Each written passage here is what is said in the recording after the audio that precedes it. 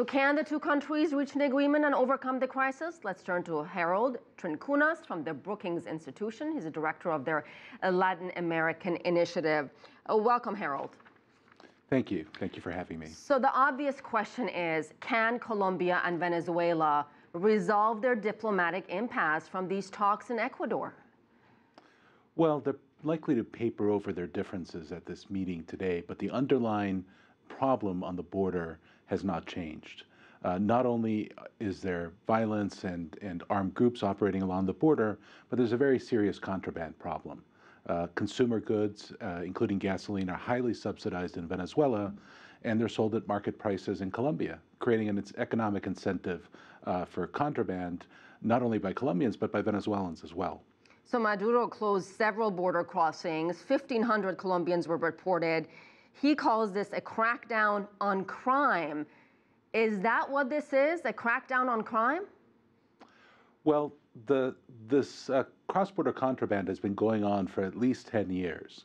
The reason why he's focusing on this now is Venezuela has legislative elections on December 6th, and his government is quite unpopular.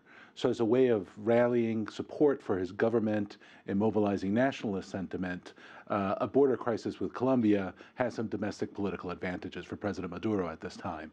And of course, Venezuela is facing some economic hardships, inflation, food shortages. Of course, plunging oil prices doesn't make things any easier. Do you think all this will play out in December elections? Already the polls show that these are the issues that Venezuelans care most about. And you're right, the drop in the price of oil from over 100 to under $40 a barrel at certain points in time has been very difficult for Venezuela.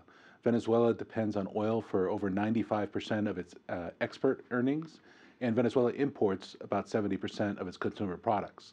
So a drop of oil prices of that magnitude obviously has very serious implications for every Venezuelans in their everyday business. And Harold, do you see wider implications here beyond the borders of Colombia and Venezuela?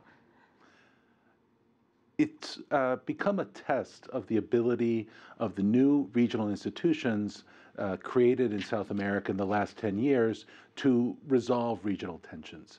As you know, the heads of the Union of South American Nations and of the Community of Latin American Caribbean States are serving as mediators for the talks between President Santos and President Maduro. This is really a case where they have to show whether they can resolve these differences permanently or just arrive at a temporary agreement between the two countries. And do you think these talks in Ecuador will lead to another round of talks, or do you have any kind of expectation that something of substance will actually come out of these talks? The problem is that the underlying dynamic of the border remains.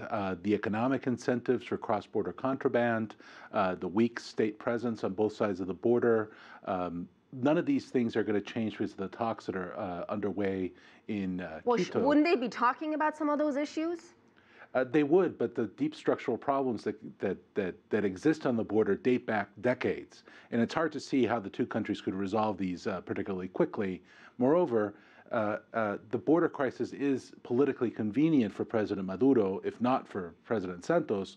So for President Maduro, he's likely to put this on a low simmer, ready to revive the crisis when it becomes politically expedient. All right, we'll leave it at that. Harold Trinkunas, thank you, sir, for your time.